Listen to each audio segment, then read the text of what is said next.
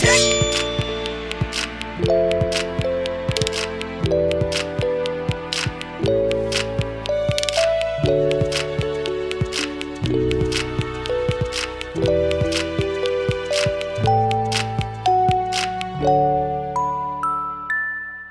everyone, and welcome to the GXM podcast. We explore news and topics around video game music and the intersection between the games and music industries. We aim to publish fortnightly, so please be sure to subscribe to catch us regularly. My name's Tom Quillfelt. I'm a freelancer, marketer with game soundtrack label Laced Records, and podcaster with the Cane and Rinse crew. Joining me is journalist Matt Ombler, who has interviewed game composers, music artists and others for titles including NME, The Washington Post and Wired. Matt, are you recovered from your stag? Barely. I can still feel the sin in the back of my throat. I guess just to give some context here, I had my stag do last weekend with lots of friends, and we rented an actual castle in Durham. Like, the size of the place was ridiculous. But yeah, woke up on the Sunday and was like, you know what, I actually don't feel that rough.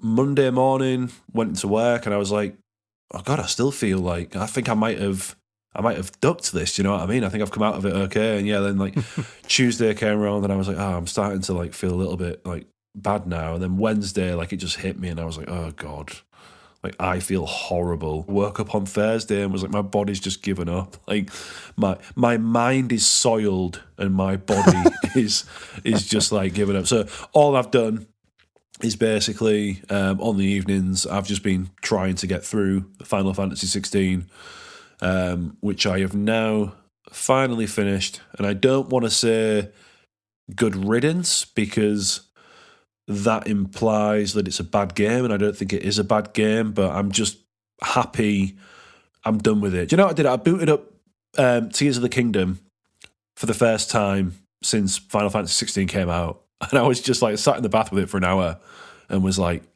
God, this game's so good. Do you know what I mean? Like, I was like, I was worried the appeal was going to go a little bit after not having played it for a while. Like, and then I was just like, no, I'm back. Like, this game is sick. But yeah, that has pretty much been my entire week, just rotting. What about you? It's been Zelda. The kids have broken up for summer holidays, and we've been sneaking in all kinds of. We must be 90 hours or something now. So someone said somewhere that it's a very flat game, like what you do at the beginning of the game is what you do at the end of the game, which I don't agree with completely. But if it is flat, then it's extremely it's a high plateau of enjoyment. Like what you say with FF16, like getting to the end of Elden Ring, I remember being an unfortunate slog, it just being such a long game and just wanting to be done with it to some extent. But Zelda, it feels very, very different. So, and the music, I really like the Depths music. I really like some of the ambient stuff. They've done a good job mixing, kind of keeping Breath of the Wild stuff that worked, and then bringing in a few new bits and bobs.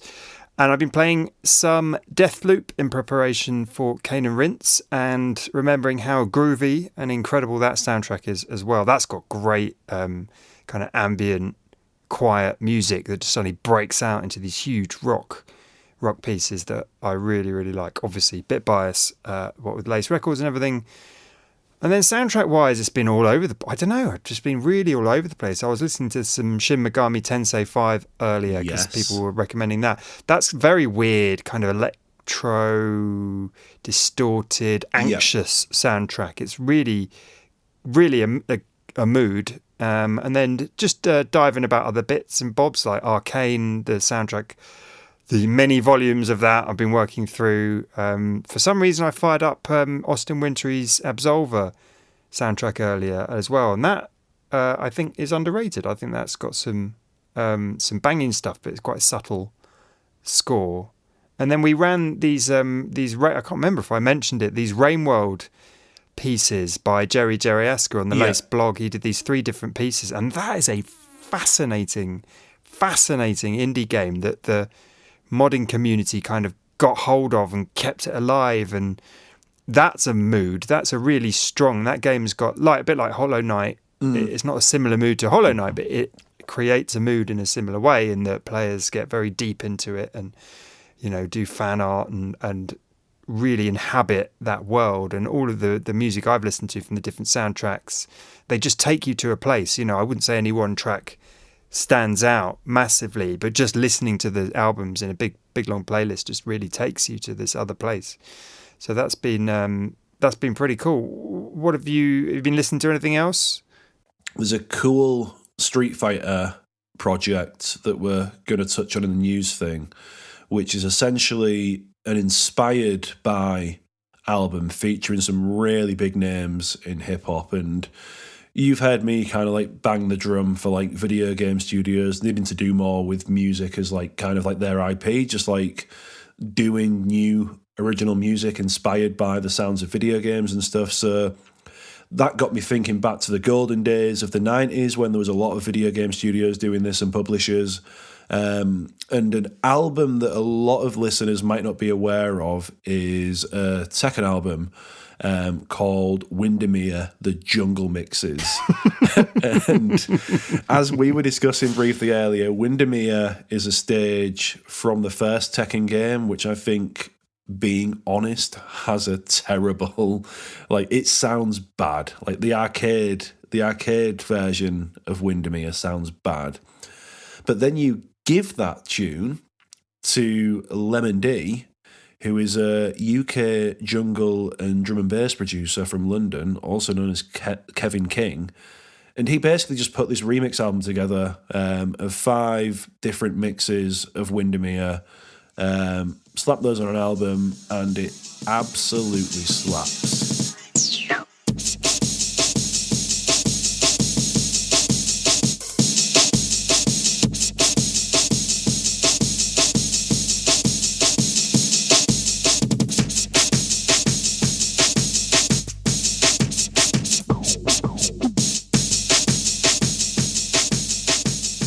It's fantastic. So nice. I've just had that on repeat, just in the background. Gets to the end of the video on YouTube, because I could only find it on YouTube. I'll just go back to the start of the video and just rinse and repeat. So that's pretty much what I've been listening to on repeat. Nice. Shall we dive into the news? Yes, let's.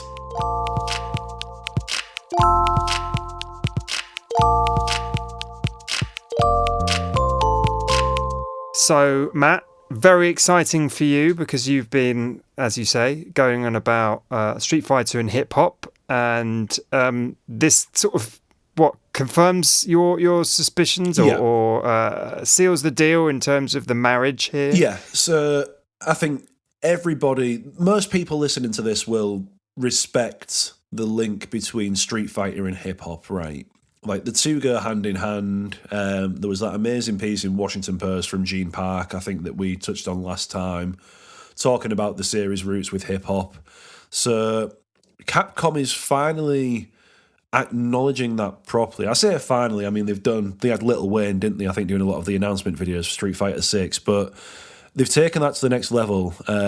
As part of a collaboration with Nerds Clothing, they have released an album, or are releasing an album even, called Steel Sessions, which is a special soundtrack album to celebrate the 50th anniversary of hip-hop, while also paying respect to the game's roots with hip-hop.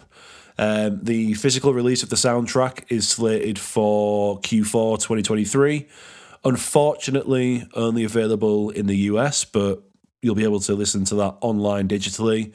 Some really big names involved with this. Benny the Butcher and the Black Soprano family, Dave East, Chic Louch, Styles P, Smoke DZA, like literally loads of big names. They've not announced the full track list yet in terms of who's writing what and who's producing what, but you can be guaranteed that as soon as we hear more, you will hear about it here, because you will not be able to stop me talking about it.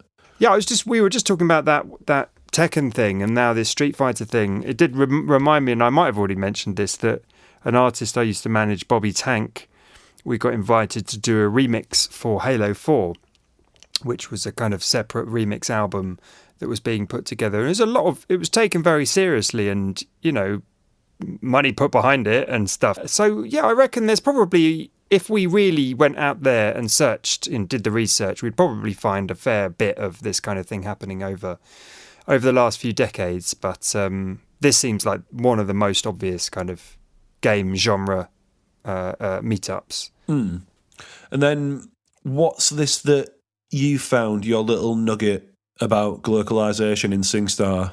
Yeah, so I was just happened to listen to the Music Business Worldwide podcast. Spotify's former chief economist, Will Page, he was also former chief economist of the PRS. Very, very clever chap who is obsessed with, obviously, music industry data. And he's one of these people who talks in the music industry, writers and sort of observers, who kind of makes these big historical observations and also tries to track trends they think are sort of playing out now in a big way that people might not have realised in the music industry. I believe he's got a book coming out. I need to double check the title of that. But on the podcast, the main thing they were talking about was glocalisation, which was this idea or this thing that's actually playing out in the trends, in data trends, in charts around the world. And obviously he would have been in a privileged position in Spotify to sort of see a lot of data that foreign language markets, foreign to England, of course, foreign to English-speaking countries, Sweden, Germany, Japan, wherever, Brazil, seemed to prefer now local artists, local language artists. So Dutch hip-hop as a scene that's sort of broken big over there. And the reason he calls it glocalisation is because the trend is happening globally. You would make the unfair assumption that sort of the big global artists, your Taylor Swift, Dua Lipa, Drake, Lady Gaga, whatever, would do well in every country. You just assume it, Nigeria, wherever, that they would be among the top charting artists. But actually this glocalisation thing is that, no, local people performing in local languages are dominating the top of the chart, literally 1 to 10, and then further down you get your Taylor Swifts and your whoever else, big international artists, English language artists. The reason I'm bringing this up in regards to video games is that so Will Page was saying he'd given his book to read to get some impressions from Chris Deering, who's the boss, I believe, of Sony Computer Entertainment Europe. And he kind of oversaw, as I understand it, I could be getting details of this wrong, he helped launch SingStar.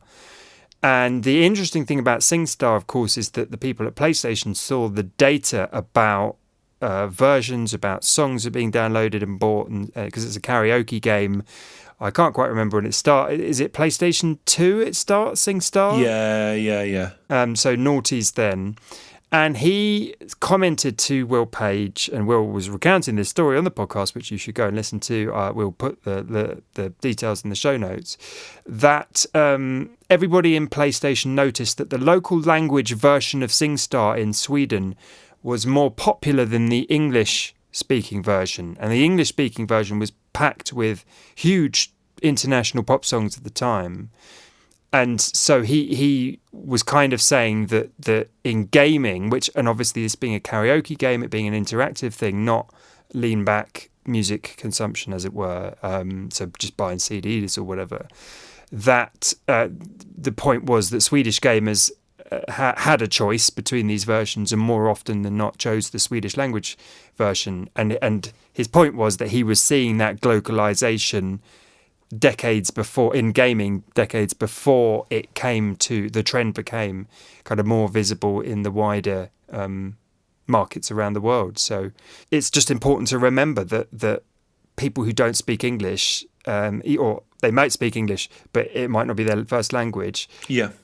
Enjoy music in their own language, and how important different markets are around the world, and how we can't take for granted that English language music is going to be popular everywhere just because we feel like it should be. Absolutely. we've talked a lot about Sky, Children of the Light, a game neither of us have played very much, the actual game, but what's coming back to the Sky? But boy, am I about to. Because, you know what, we jumped into it too late, right, Tom, right? This concert got announced with Aurora, and we pretty much decided to check it out on the very last day it was on. But worry not. From Sunday, the 27th of August to the 3rd of September, Sky is basically reliving the Aurora concert by relaunching it. So I've said this so many times, but people going about Travis Scott in Fortnite or Ariana Grande or Lil Nas in Roblox. This Aurora concert in Sky, Children of the Light, is genuinely the most impressive in-game concert I have ever had the privilege of attending. It was absolutely incredible. It gave me goosebumps. I loved every second of it. I rewatched it and rewatched it and rewatched it. If you have not watched this yet and experienced it, please make sure you download Sky and check it out. Like, I sound like I'm doing PR for him at this point, but I genuinely loved it that much. Like, the game is free to download, people. It's free to download, and it's a 45-minute concert experience. Please do not miss this, because I promise you, you will not regret it. The only regrets here are for the people who bought the special limited time cosmetic cape that allowed them to replay this concert experience whenever they wanted to, thinking it would be a one-off event, and now it's coming back, and they paid $25 for the privilege to do that. They are the only people who are regretting this. Everyone else, please watch this. I thought the concert was very good and interesting. I didn't think it was the greatest thing. Don't you dare talk it down, Tom. Don't you dare. Well, I just want to manage expectations a little bit. It kind of depends whether you like the music. I think if you like sad music, if you like it's quite sad boy music, arty pop that veers towards the kind of Bjorky end of things. Not to say that it's exactly like that, but if that doesn't float your boat, then the concert experience itself might not grip you all the way through, but it is worth seeing. It's worth having the experience of going into the arena and just seeing all those thousands of other people there. In being in that arena waiting for the concert to start is its own kind of vibe. It reminds me a bit of PlayStation Home in a way. I'm sure if anybody else has toyed around with Second Life or WoW or whatever, it won't be that novel. But it's a completely free way, mobile phone, whatever, to just try one of these things out, relatively stress-free if Fortnite's a bit intimidating. Matt, why do you think this isn't a permanent installation in Sky? Why do you think it's kind of time limited and stuff like that? I'm gonna guess licensing.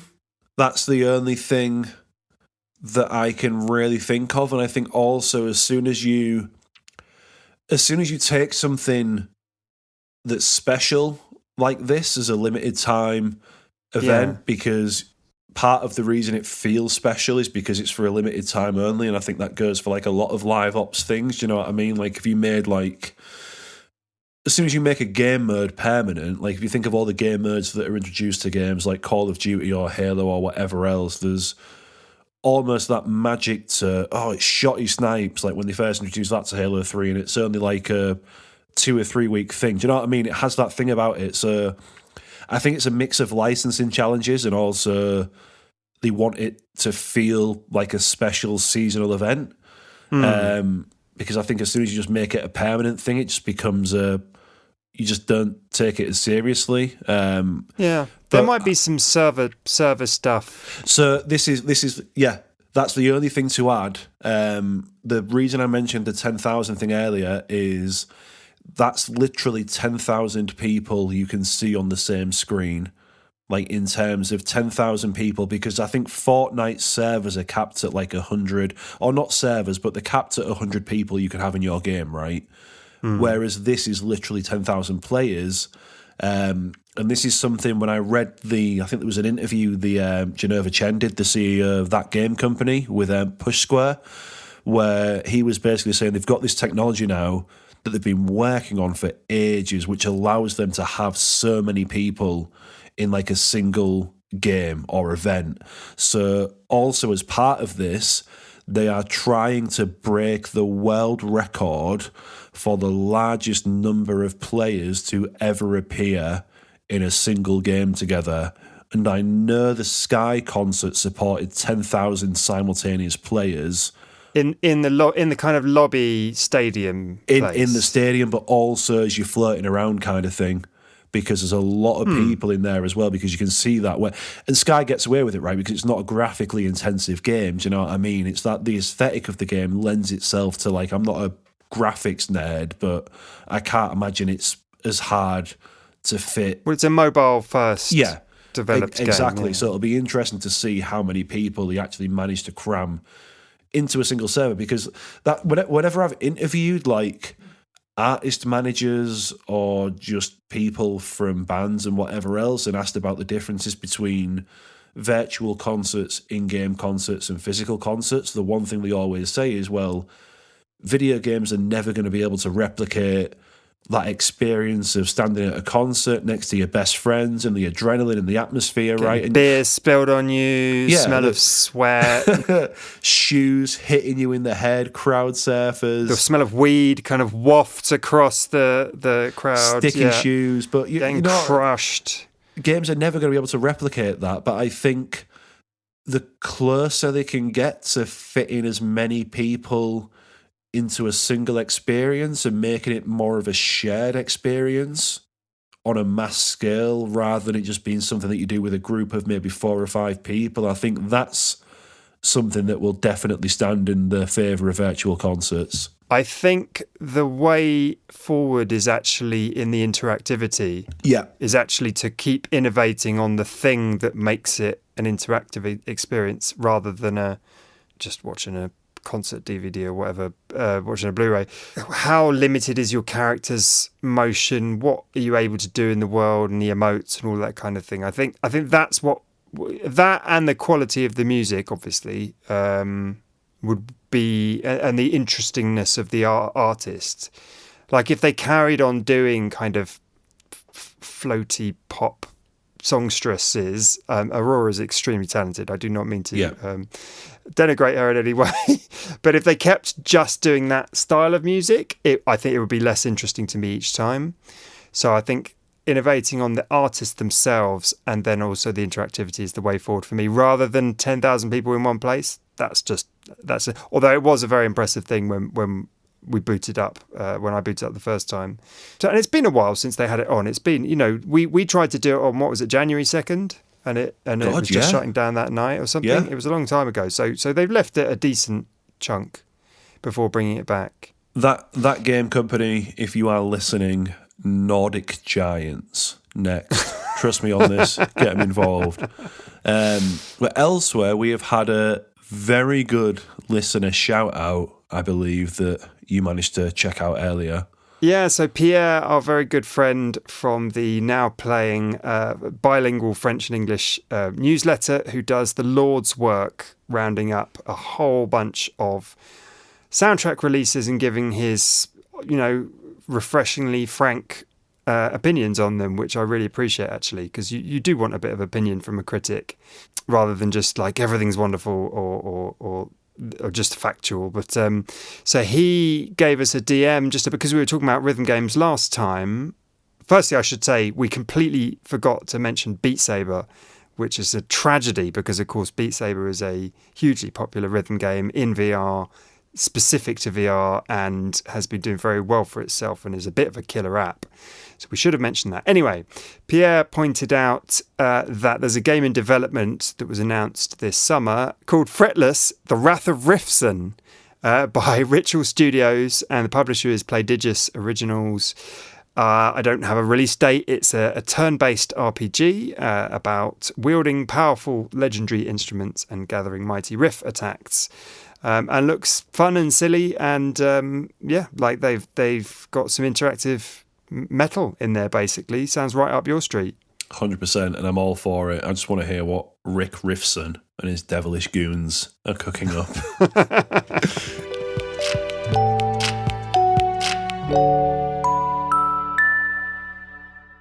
So, for our topic this week, we thought we'd do something a bit different because we have managed to hit 10 episodes, which apparently a lot of podcasts don't even reach, or that's the kind of point at which a large proportion of them flame out. So we thought we'd mark the occasion by inviting a guest, Anthony John Agnello, to join us for some not best-ofs, but favourites, kind of award categories, I guess. And to keep it fresh, we thought we'd do from the beginning of the current gen. So that's from about 2020 or thereabouts. Anthony has become a buddy over the last few years. I've appeared on his podcast Video Game Grooves a couple of times. He's a big vinyl collector, which is obviously how we've mainly got in touch since I've been working at Laced Records, which specialises in vinyl. He's also the creative strategy lead at IGN and has done all sorts of things in the media really over recent years. He helped Laced Records, in fact, with the track listing for the Devil May Cry vinyl recently, and I know he's done some other liner notes and work for other labels. Apologies for my audio right at the beginning. I had to use my backup because I'm an idiot. So here we go.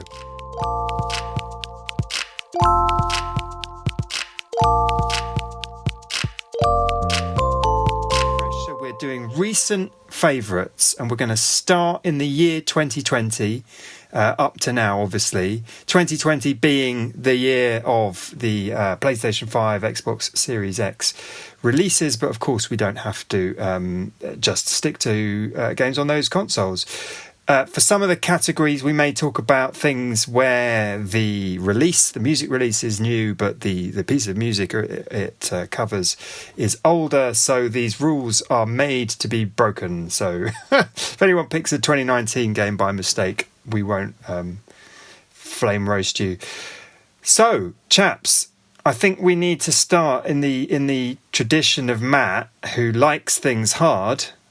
And Matt, why don't you go first and tell us what your favourite recent hard soundtrack is? The man likes hard soundtracks. That's there's no need to emphasize the word so intensely, Tom. I am gonna say so. It's not a curveball, but obviously when I'm talking about hard tracks, I normally am talking about ditty little club bangers. In this case, I am not going to go for electronic music. I am going to go for metal as a little mosher. And I am going to choose Trepang 2 because I was thinking, you know what, it's interesting because we said 2020, right, in terms of choosing games that have come out since 2020. It is wild looking back and realizing how many games have actually come out since then. It is, what a wild couple of years, man. Yeah. Like, you would have thought that a global apocalypse would have halted that from taking place, and yet 2020 alone and 2021 was just killer after killer after killer after killer. It's wild. All killer, no filler. Doom Eternal came out in 2020, and I don't know why, but I feel like that game came out like 10 years ago now. Do you know what I mean? I feel like we've all moved on from like games that came out a couple of years ago. I think there's so many releases coming out, but I'm choosing Trepang 2 because I didn't want to choose Doom Eternal because I thought that would be the obvious one, and everybody already knows what Doom Eternal is. And to be honest, for a game called Doom, Trepang 2 soundtrack has actual Doom metal music in it. Like, I think it goes harder. There's Doom in it. There's slam metal in it.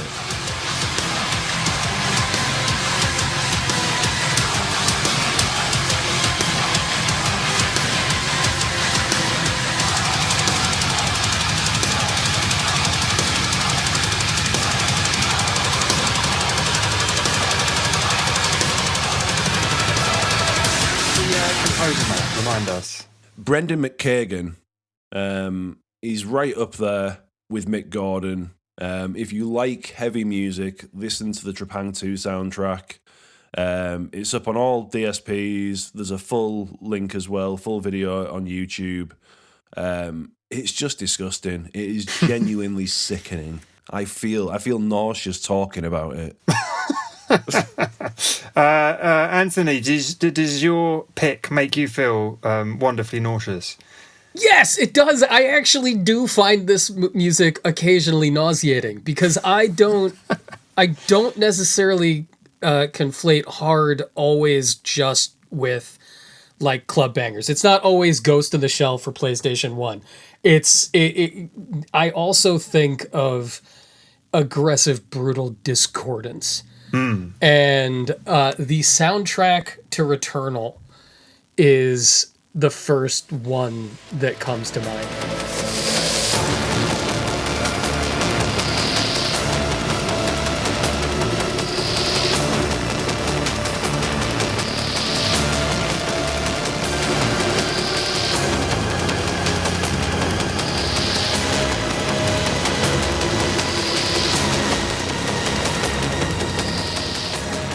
Because Returnal is, as a listening experience, unless you're looking for a very specific psychedelic experience, it is a miserable listen.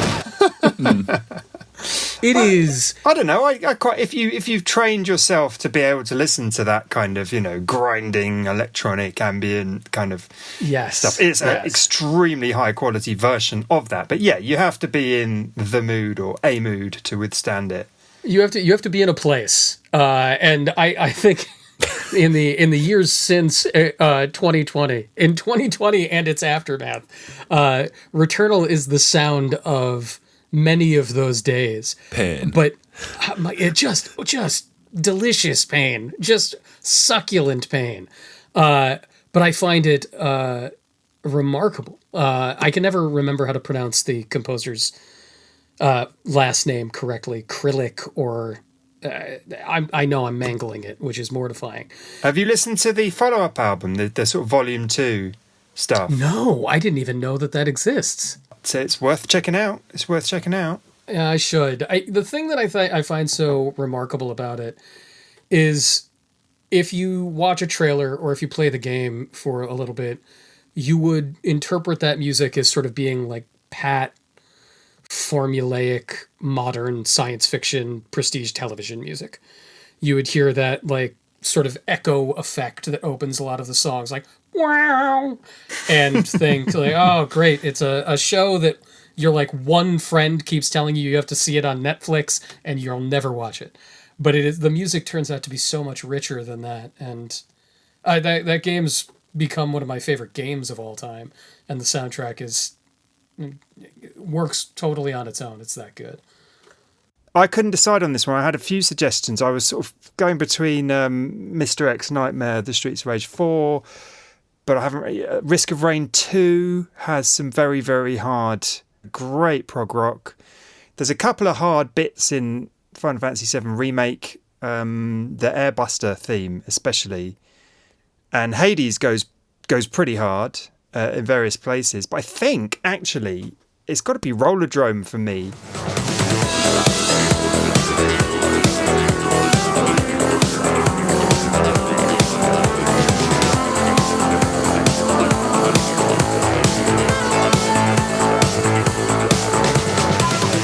I don't know. I was never naturally drawn to like synthwave just to dive into it, but occasionally you'll come across, a lot of the soundtracks do follow the synthwave kind of template quite closely. But Rollerdrome is just really high quality version of that, and some of the tracks are really banging in a kind of Carpenter Brute kind of way.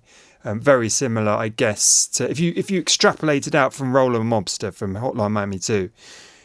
Which is one of his, Carpenter Brute's bigger tracks. You get Rollerdrome, and was that a composer then for Rollerdrome? Because I know Roll 7 for all of their other games, I'm thinking mainly Ollie Ollie, was all licensed music, but it was like proper underground like techno and like some really cool tracks like in the Ollie Ollie games. Electric Dragon is the credited artist on Rollerdrome, and they've done it. I think it keeps it nice and cohesive. It's excellent. It goes hard. I'm not usually one. I do enjoy a hard soundtrack, but I don't know. Just I guess I'm not as passionate about hard things as you, Matt. So again. So moving on from innuendo, we shall get to favourite recent soundtrack where you're probably not going to play the game. Now, this is a subjective, personal thing. We don't want to beat up on any games or kind of suggest that any games are too small or to be worthy of people actually playing them. But it's a subjective idea that we'd probably... These aren't even on our backlogs. These are games we're just not that bothered with, but we love the soundtrack.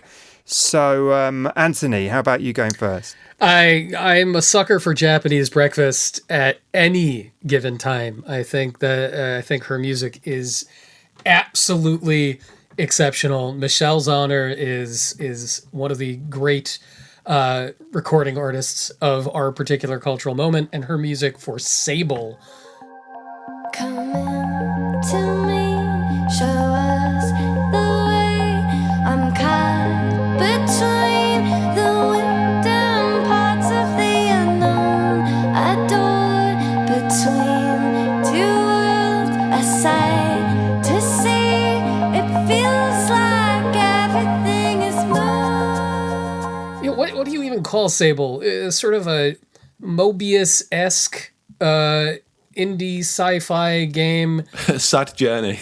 it's and that's it. I love this soundtrack. I sought it out because of her name being attached first and foremost, and was very, very taken with the music. It's Matt, I remember you recently talking about like where do you find the math rock soundtracks out there, and there isn't enough of it. You can't find a ton of it. But there is that space where ambient and delicious indie rock sort of cross over, and the Sable soundtrack gets there just perfectly. But I also, I don't know, I haven't we all played... I've wandered through enough deserts seeking my moment of digital enlightenment. I could just listen to the music. I can skip ahead and get the oral enlightenment. Yeah, one of those vibes. I love that soundtrack too, and it's definitely. I feel like you can get a lot of the vibes, which is unfair because of the artists that work on the game and all of the narrative that went into the game and stuff like that. Who knows? We may fall into playing one or more of these titles at some juncture for some odd reason, but. Yeah, amazing soundtrack, and especially like the day-night variants on different stuff are really absorbing and interesting, and different musical choices. Matt, how about you? Chain Deckers.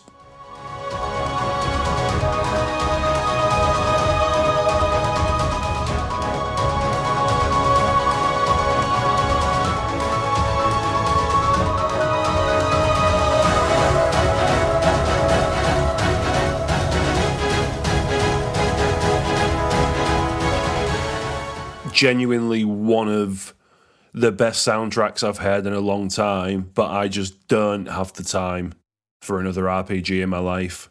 And it comes down to that. It's like, even though I know it's an amazing game, like, I just know I'm not going to fit it in.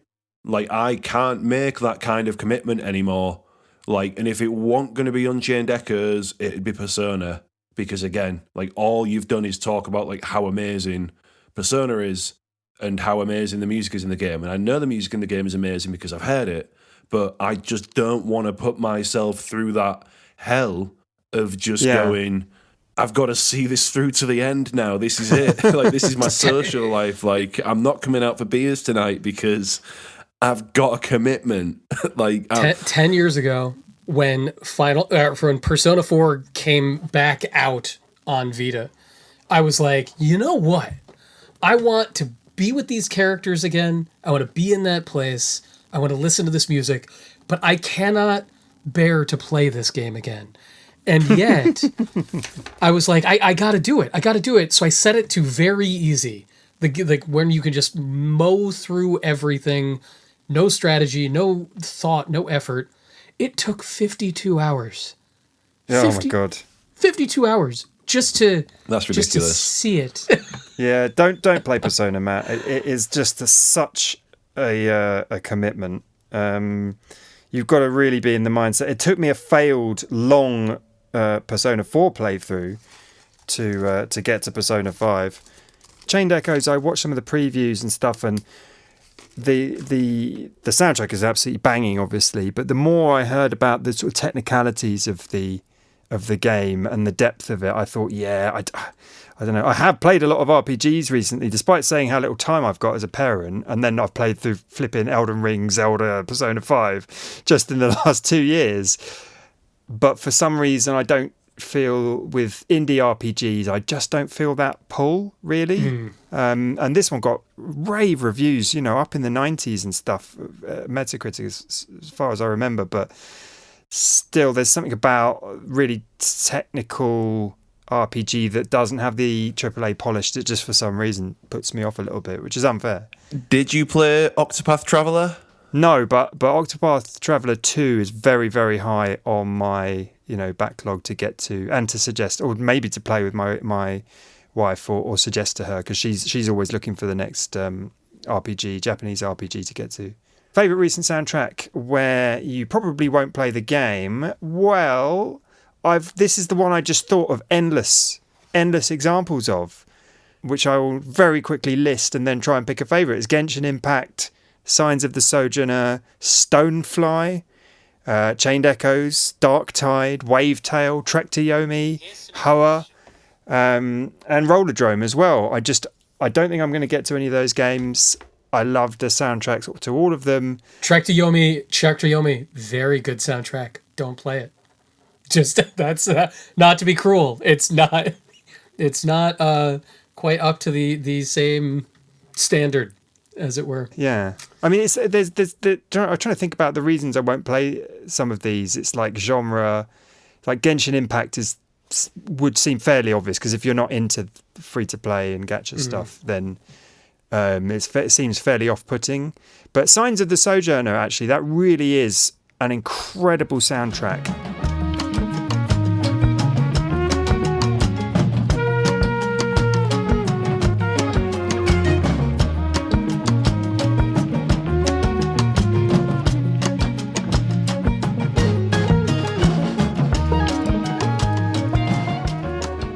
And I kind of almost might fire up the game one day, but probably won't. So I think that I'm going to go for that. Signs of the Sojourner, which is wonderful. Everyone should check it out. We're going to move on. Favorite track you could tolerate a 10-hour YouTube looping video of? Right, I'm going to jump straight in. I'm in. Right. Just had my stag do. Anthony, this is your first time hearing about this. Rented an actual castle, as in like 20 bedrooms. It had a dungeon, and it had one of those dungeons, and I say dungeon like because I'm being literal. Like, it wasn't a basement, it wasn't like a underground area. It was a dungeon. It had actual like gates on some of like the passageways, which kind of almost reeked of slavery. Like, it was quite dark in some areas. I was like, this is scary. But we turned that into a techno dungeon. I made what my friends would probably say is one of the worst playlists they've ever heard. Because all I did was go, I don't care, because this is my stag. So I'm just going to choose loads of really hard techno mixes of video game music or video game soundtracks. So Crypt of the Techno Dancer. Yeah, there we go. This playlist was just pretty much loads of tracks from the PS1 Ghost in the Shell. Yes! loads of random Kenichi tracks, a couple of like Japanese jazz fusion songs just to like bring the mood up a little bit, and then Rigged Game from Neon White.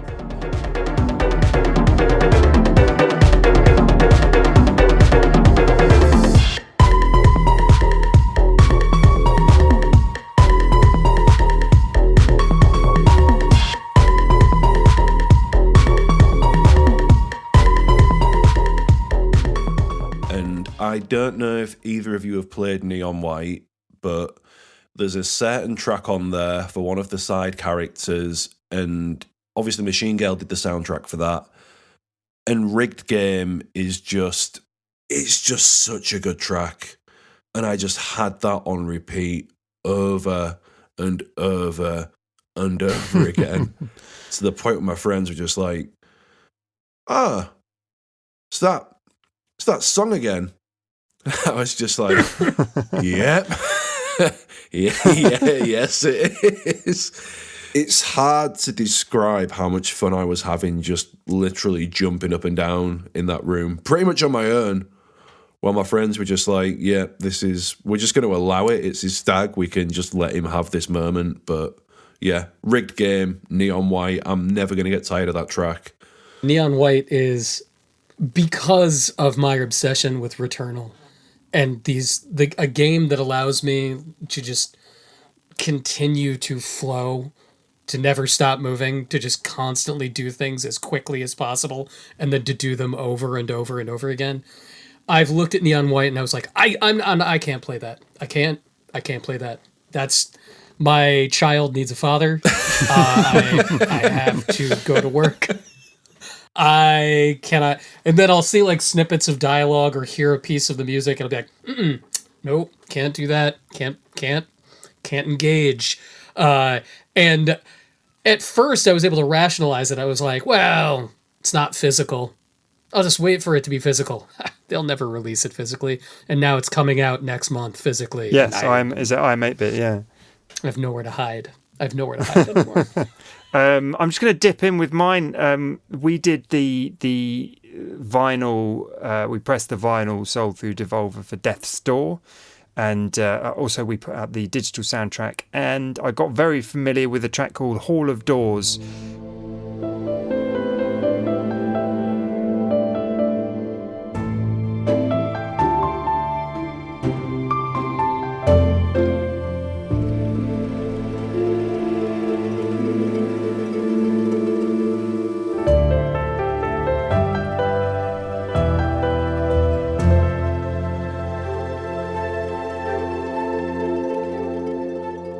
Which, in the spirit of kind of these, just like endlessly chill out tracks, which I love, these sort of anxious chill out tracks. Now, if we could go further back, this would be Fortress of Lies from Nier Automata, which I literally have listened to for over 2 hours in one of those YouTube videos.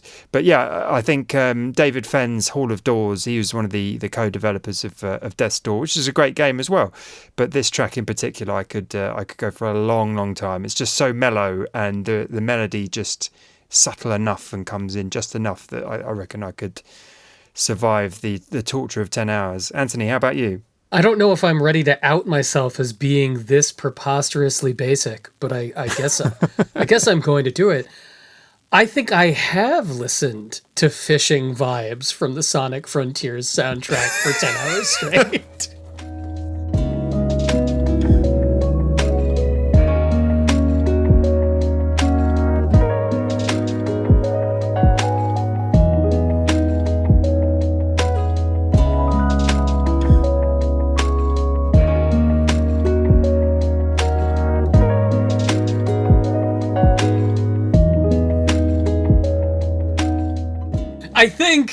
I think I've done that in game and out of game. Yeah.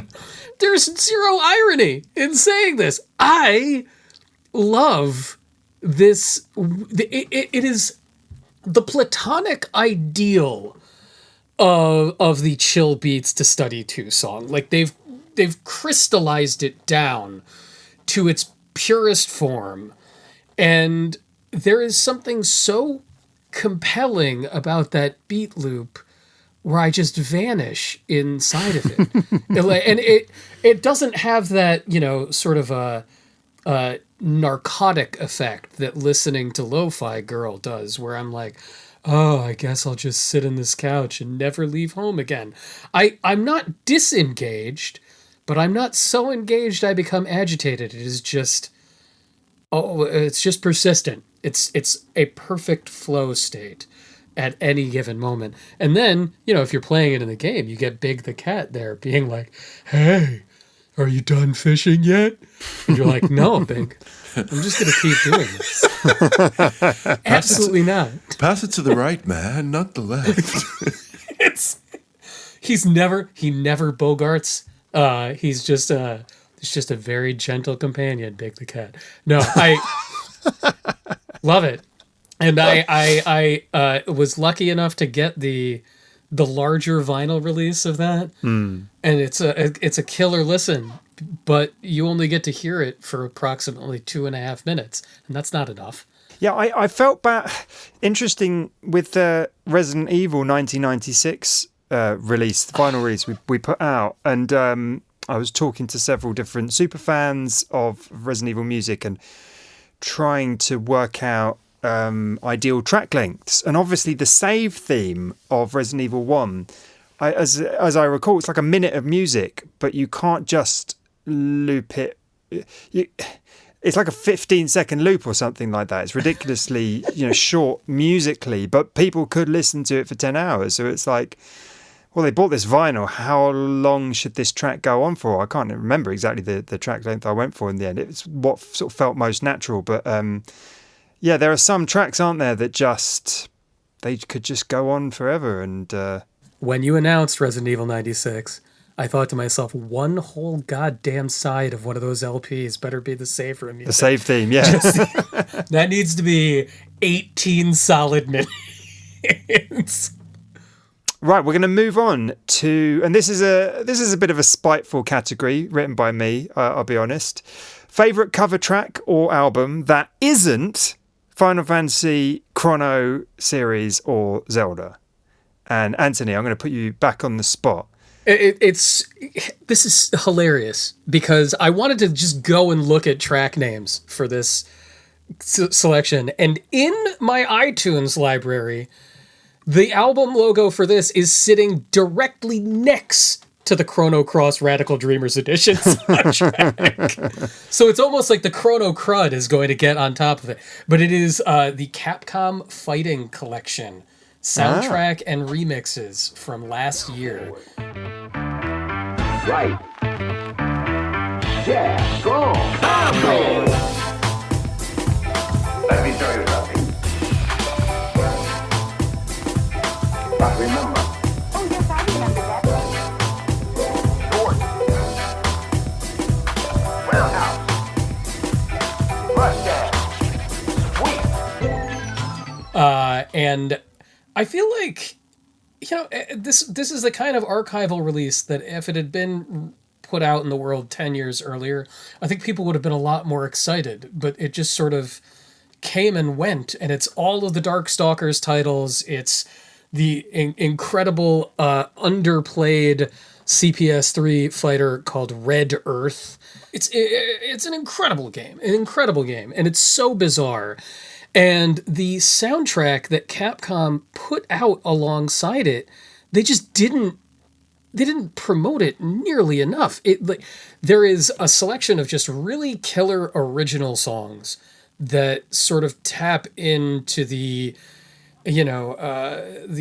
J-pop hip hop hybrid space that Street Fighter 6 and Street Fighter 3 live in, and then just a baker's dozen or two of just incredible remixes from people like Matt Cab and Knowledge and Mindsign for all of the tracks from Darkstalkers or Cyberbots or Red Earth. And it's honestly, just as Tom, you and I have talked before about the listenability of a game soundtrack as an album, and the flow of an album and the sequencing of tracks.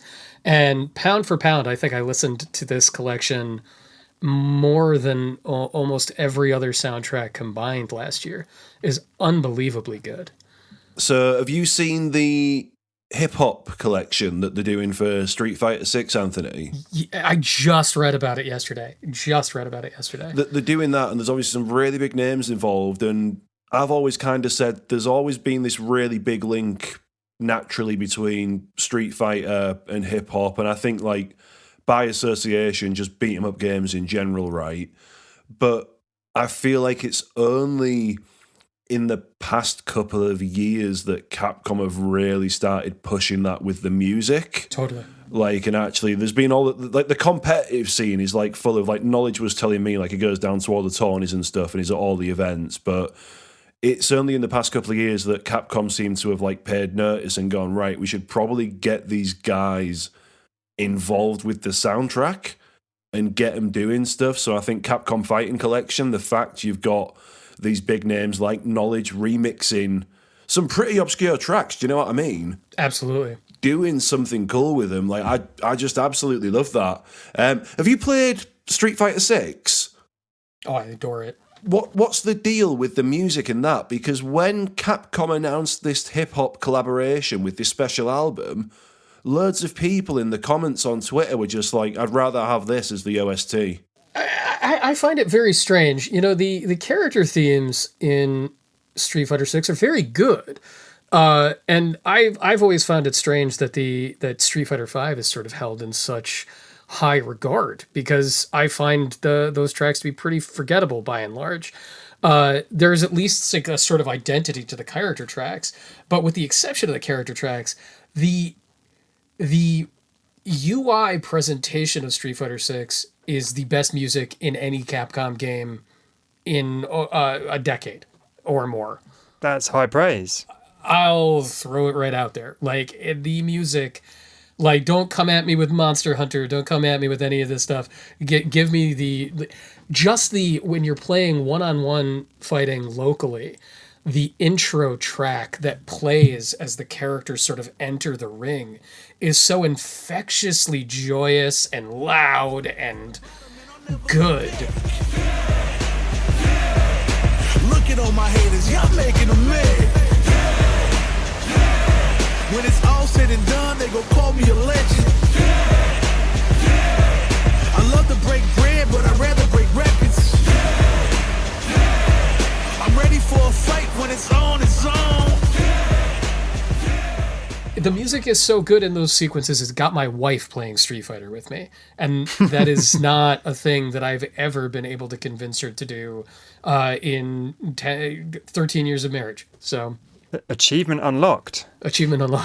Matt, what's your favourite cover track or album that isn't Final Fantasy, Chrono series or Zelda? I feel like this is really difficult for cover albums because 98% of them are. I love cover albums, but I just feel first, like you were saying, the vast majority of them are all Final Fantasy or Zelda, because I was having to think about this, and honestly I don't think there's anything else other than maybe Square Enix Jazz Saga.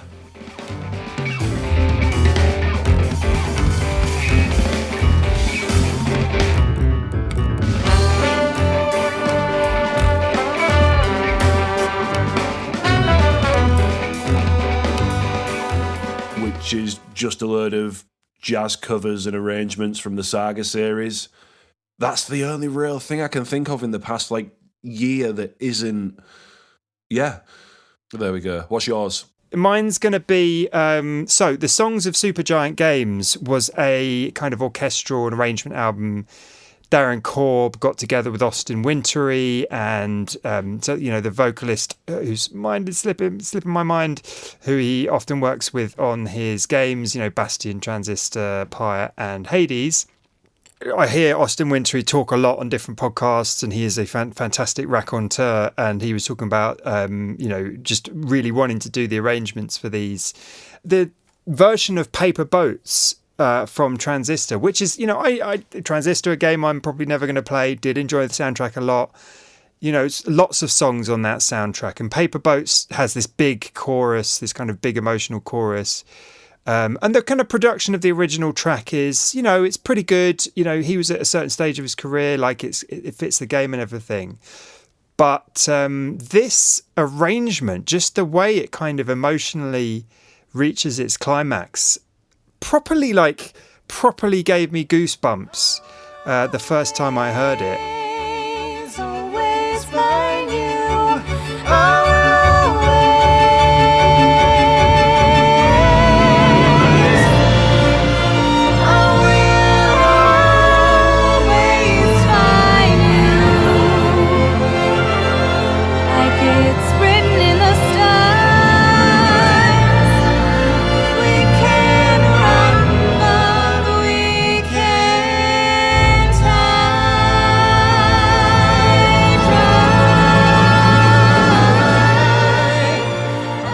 And then I listened to it at least 2 to 3 times a day for about 2 weeks. Every single day. When a track you just can't listen to this track enough. It could be a pop hit. It could be anything. It could be something from somewhere, a jingle or a trailer track or whatever.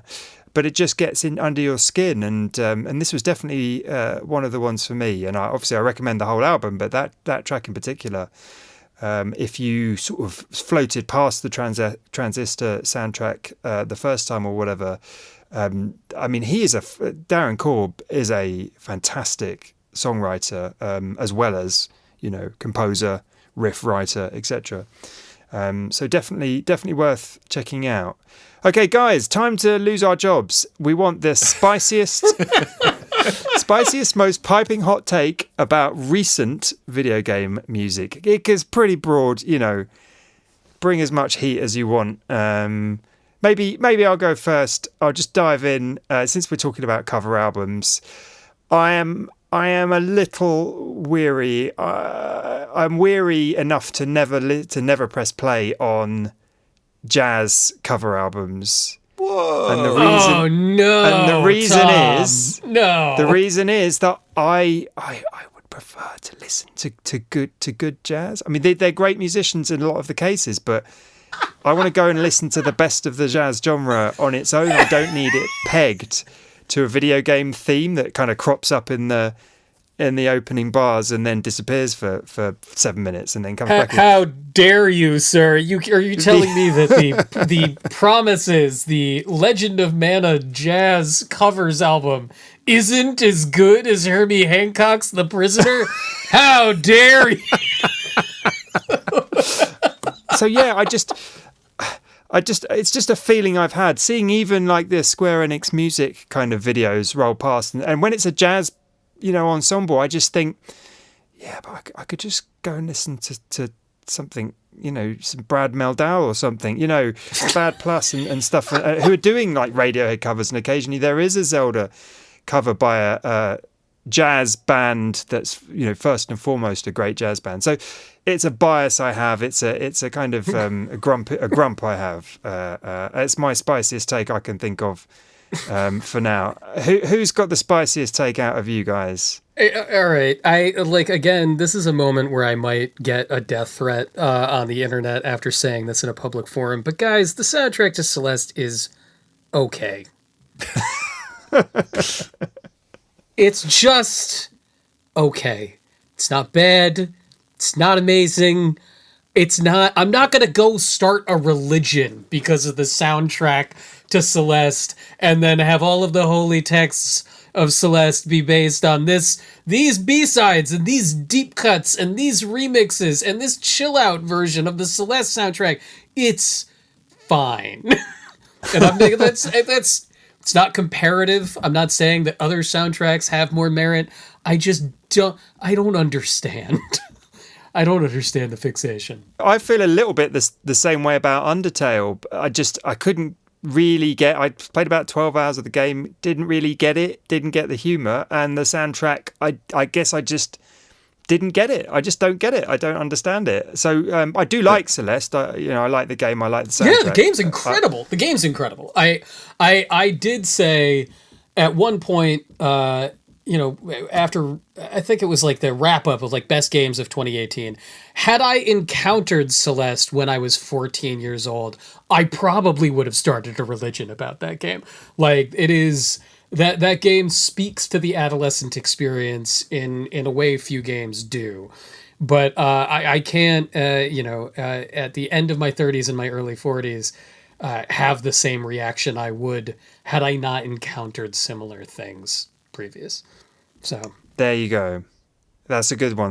Matt, what have you got? Spicy. Both of you are actually better than me generally at putting out your spice into the world on a more regular basis. So I'm just going to come out and say it. The Final Fantasy 16 soundtrack isn't good. Like, again, it's okay. And I think we need, and when I say we, I think I mean mostly like the people who review video games. We need to stop classing game soundtracks as like great or amazing or incredible if the music is just very loud. You mean the one adjective limit that reviewers have to work with? I just feel like everybody heard the music in Final Fantasy 16 and was like, yeah, man, this is like intense. This is like epic. And it's like smashing like 60 instruments into a VST and just making everything unbearably loud like doesn't equate to like a good soundtrack. You're ever in the grocery store and you see like, loaves of like fitness bread, health bread, like a loaf protein, of added protein bread, and it's just this dense brick of undigestible fiber that covered with sesame seeds and there. That is the Final Fantasy 16 soundtrack. It is just this dense, inedible mush that you somehow you can't chew, and it also somehow doesn't have enough texture at the exact same time. It's both too hard and too soft. It's nothing. I think there's like 2 or 3 tracks that like I enjoyed, but that I think this is the same for like any medium, film, TV, video games or whatever. Like if you experience something and then you wake up in the morning or you get in a shower the next day or you're walking down the street and you've got that song in your head, that's a good song. Do you know what I mean? Like good music stays with you. The one thing I will give Serkan props for is he's the only composer throughout Final Fantasy history who for some reason has actually referenced like original Final Fantasy music. Do you know what I mean? Like you hear the prelude, you hear the Final Fantasy 1 map theme, and I think there's another Final Fantasy 1 track that's referenced, and that just kind of got me thinking, we've got all of these Final Fantasy games. Why do the composers, and I'm not just talking about Uematsu, why are there like never any callbacks to like other songs in the... Well, I mean, Final Fantasy 14 is the ultimate callback to everything, as far as I understand it, and goes really specific into like Final Fantasy 3, is it, and 4? I'm not totally au fait. Is this just Serkan's style then, where he just kind of riffs on? Well, I think he's been working on Final Fantasy 14 so long, and the MO there of the MMO is to draw on older material to kind of create this Final Fantasy theme park overall. So maybe it's just he's just in that mode. Well, he does that well. So I'll give him that. But yeah, anybody else saying like Final Fantasy 16 soundtrack is one of the best, like just grow up. Although the Final Fantasy 15 menu music is based on the prelude, if I remember correctly. So it's not completely... And that's Yoko Shimomura. So we're going to move on. We've got our last 3 categories. We've got next, best track that isn't utilised enough in the game, which I guess is a sort of mildly spicy take in some ways, potentially. So, Anthony, this you seem passionate about this one. What have you got for us? Spotlight Somersault from Streets of Rage for Mr. X's Nightmare.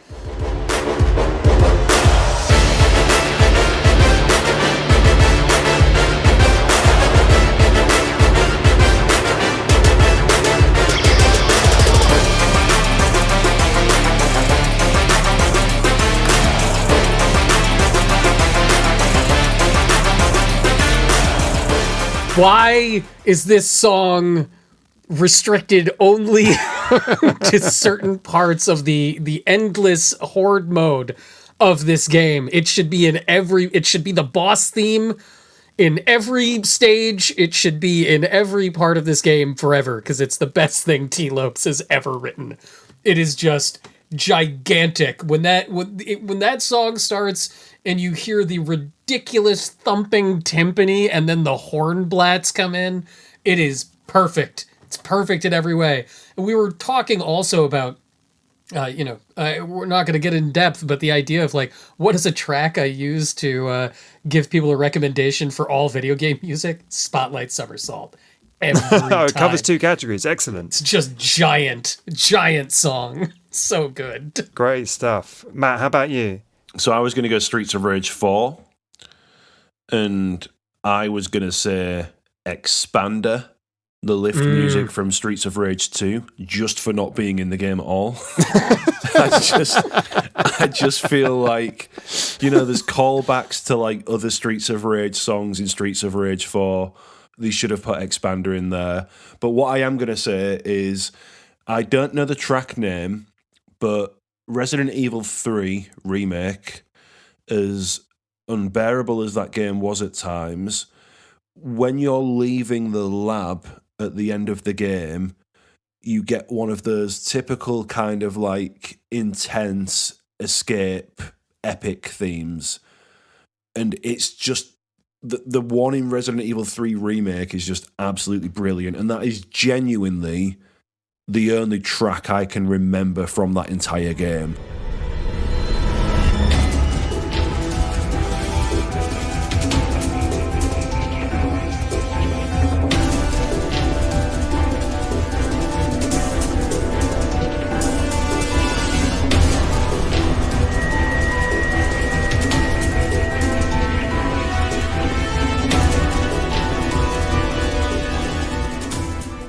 Like, the only piece of music where I was like, oh, this is like an actual piece of music. Like, this is kind of like, this is like a song.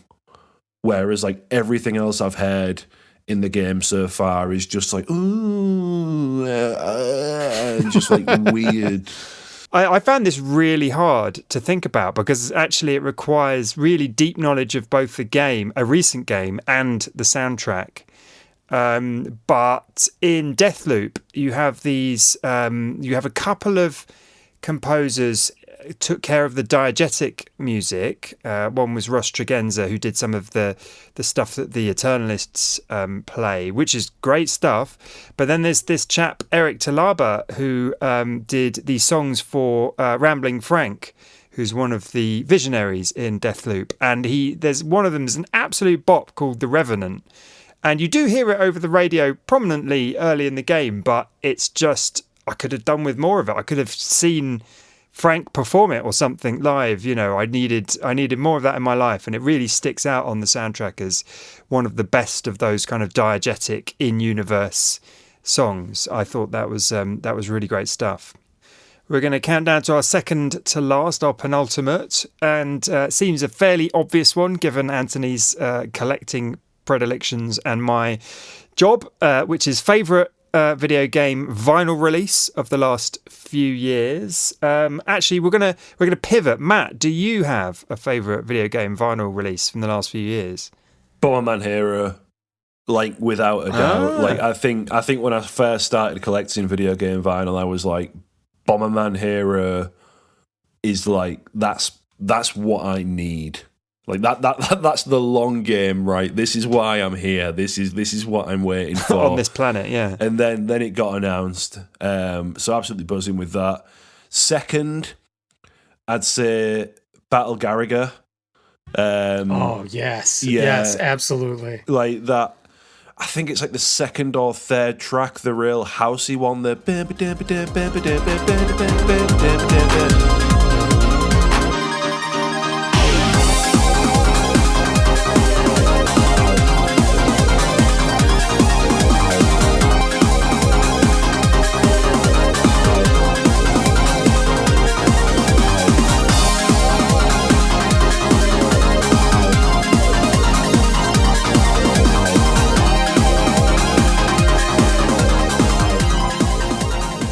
And that was, I think, the vinyl you could only get through limited run with the game. Maybe I think it was like a collector's edition or whatever. But then I found The a big copy. box set, yeah. Yeah, then I found a copy of the vinyl online and was just like, yes, like I'm not down to like hiding like vinyl behind like bulk. Like, give me an option to like purchase separately.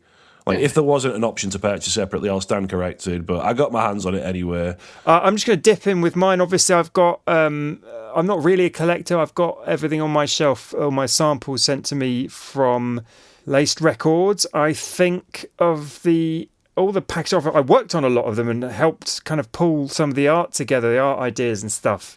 The Hotline Miami 10th anniversary came out really nice. However, I quite like the Sekiro release is very, very tasty. Props to Jack, designer for that one.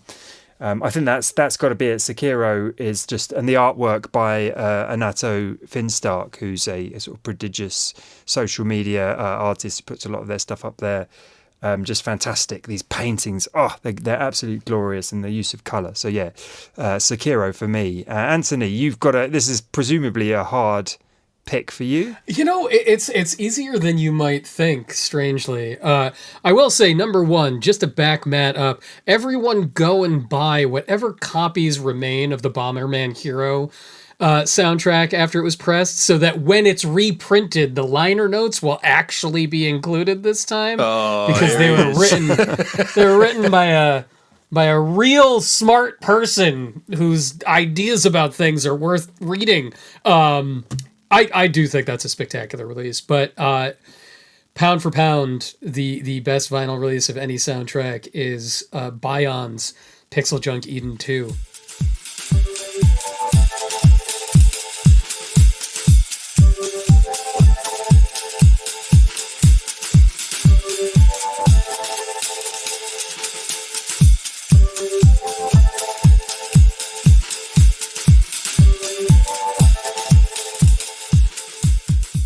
Because what a spectacular piece of music, but also what a spectacular art object that evokes the game and the music itself. It is so impressive, and I was going to skip it entirely. I was not going to check it out at all because I'd enjoyed the game, but not nearly as much as the original. And I don't know if you guys ever listened to the original CD release of the original Pixel Junk Eden soundtrack, but it wasn't a very good representation of that music. It was a little bit too long. It was a little bit too, like the mix wasn't right. It was just, I didn't have reason to believe that there would be a version of 2 that was good, but it is a gorgeous, gorgeous release. And the other little like runner up is the Garage's Blaseball Discipline release, which are everybody's good friend Jeremy Lamont brought to my attention recently. I was not familiar with the Blaseball phenomenon, this bizarre like storytelling experiment game, but the album that these people involved in that community put out as a sort of would-be soundtrack. My name is Derek Kruger. The fans call me Dad, or they would if I had fans.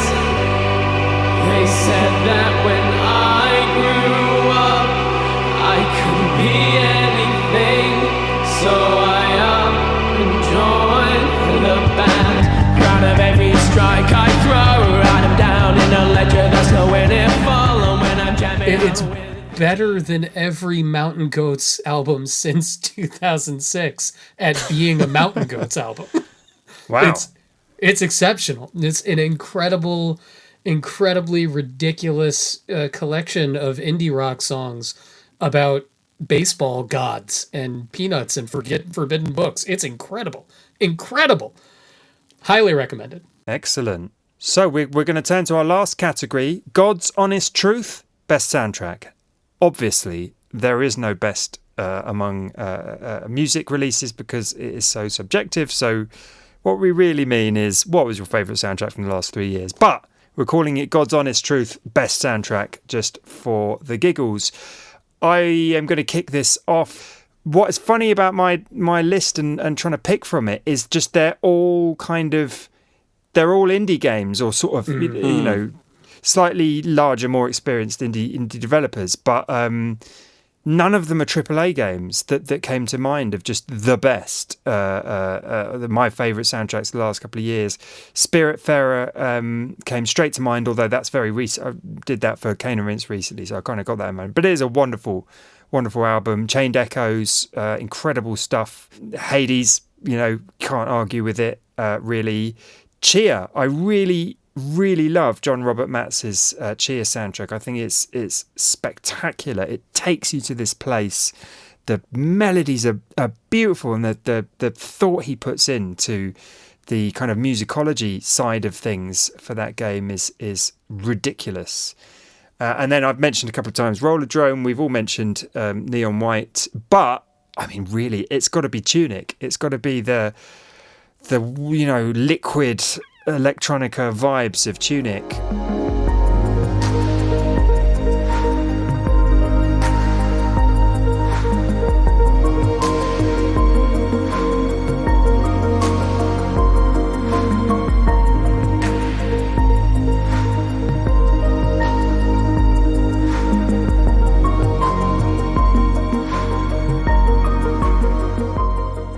A game I probably won't get back to. I only played a little bit of it, unless I play it with the kids one day. But just the soundtrack is just so good. It just incredible stuff. Takes you to a place, makes you feel like you're swimming in a lovely, warm, viscous bath, and you could just stay there forever. It is truly a wonderful soundtrack by Life Formed and Janice Kwan. How about you, Matt? Oh. And are there any AAA contenders in your picks? I'm just curious. You know what? I don't think there are, and I think that says a lot, doesn't it? I don't know. Would you class Sonic's AAA, right? Because yeah, Sonic Frontiers, like, I don't know how they did that, because the electronic tracks in there are genuinely like really good club songs. The orchestral pieces again are like really, really good. And then you've just got these random metalcore songs with Kelly Quinn from Sleeping with Sirens. Out of the blue! Literally out of nowhere. It's time to face your fear, 'cause when your time has come and gone, I'll be the one to carry on, and you can throw me to the wolves, 'cause now you're undefeatable. I'm hanging. And I think what I love about that is I love the idea of kids who are maybe like the same age that I was when I played Sonic Adventure 2 and heard Live and Learn for the first time, where you're of that like coming of age and like you maybe dipping your toes in like metal or like alternative music. I love the idea of kids playing this game and hearing those Sleeping with Sirens songs or the Kelly Quinn ones, and they've never really like heard metalcore music before, and just going, this is what a 7-string guitar sound. Is this a ooh, I like this. Like, I love that. I played that loads. Neon White, I think, is the one soundtrack that I've just had on in the car. I've had on in the shower in the morning. I've had it on at the gym just to get me pumped. I think they're the two soundtracks that I've like fully rinsed. Doom Eternal as well, obviously. And then the only other one, and Tom, this came from you, Yu Suzuki's Air Twister, composed by a guy called Valencia, who basically thinks he's Freddie Mercury. And I mean that in the best way possible. Well, he thinks he's the whole of Queen. Like, that's the thing. Yeah.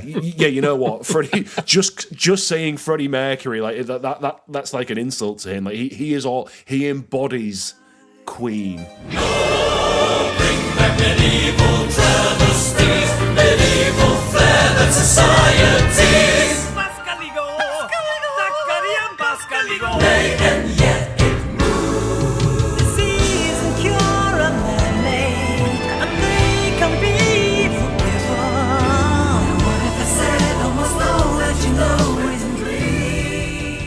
when you know what I'm like with like prog rock in video games, like I love it. He's like Queen Voltron. Yeah. Normally prog rock in video games is like a very video gamey type of prog rock. Like it's more on the metal side, whereas the soundtrack for that game, I'm just like that. Genuinely, I've never heard anything like that in a video game before.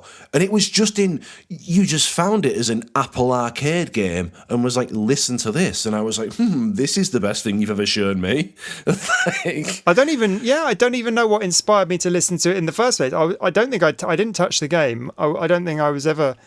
Just like sheer curiosity about it. It's brilliant. And now the game's coming out, I think, on PlayStation and Nintendo Switch. Don't know what the game's going to be like, but the soundtrack is up again, all DSPs, YouTube. Check it out because it's just hilarious. It is amazing. Tom, I'm not surprised that you weren't immediately like, I need to check this game out. But the moment they were like, yeah, Yu Suzuki is releasing a successor to Space Harrier, but it's about a lady riding a giant swan, I was like, oh yes. What hardware do I need to purchase right now to engage? Have you heard the soundtrack? Yeah, it's incredible. Yeah, it's amazing.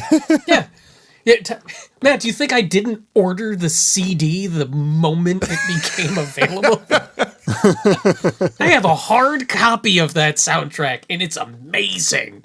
Just in case someone decides they want to wipe it from the internet and forget it ever happened. It's you here. have the proof. It's here. It'll be sitting in my car under Garbages 2.0 in the CD changer of my Honda Civic. So, Anthony, as our guest, put you on the spot last again. God's honest truth, best soundtrack last 3 years. I do not think that there is any other game soundtrack that comes close to Q Flavor's Nausea.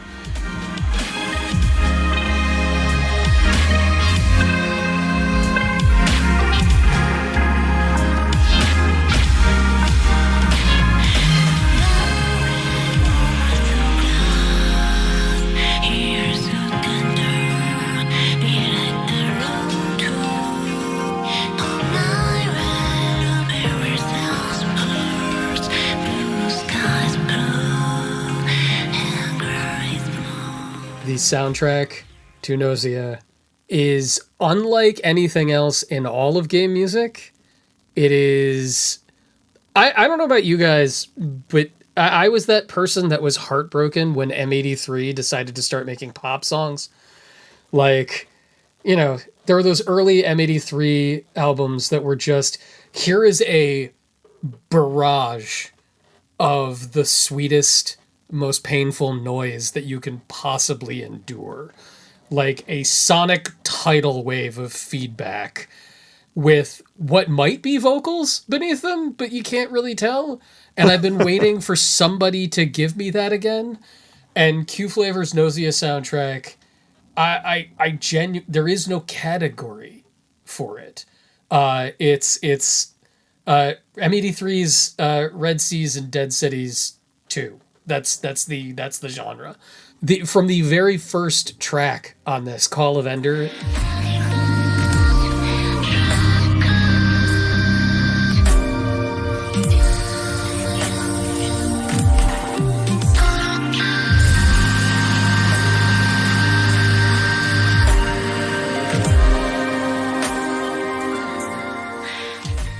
Can music sound like it's punishing you with kindness? Is that a way you could describe music?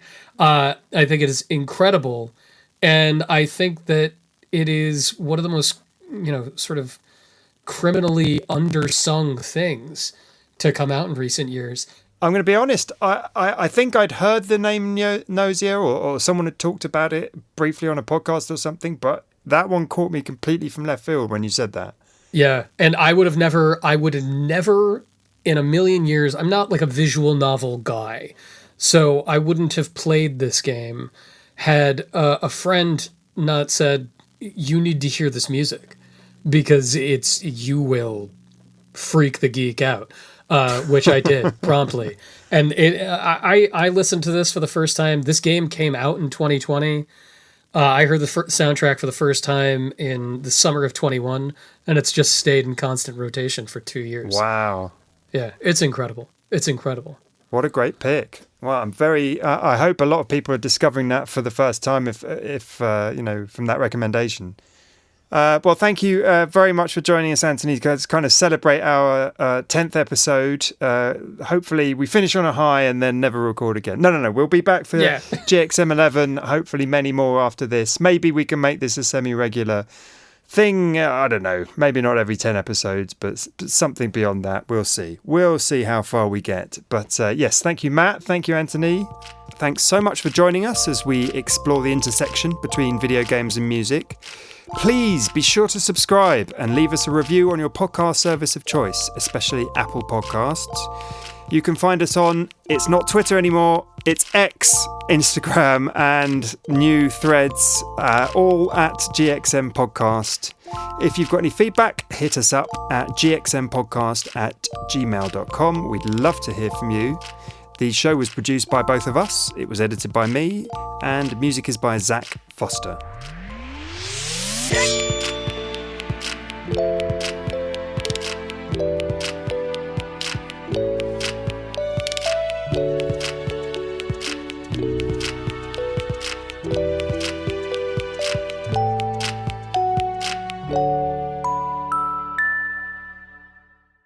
Called Fretless, the Wrath of Rifson.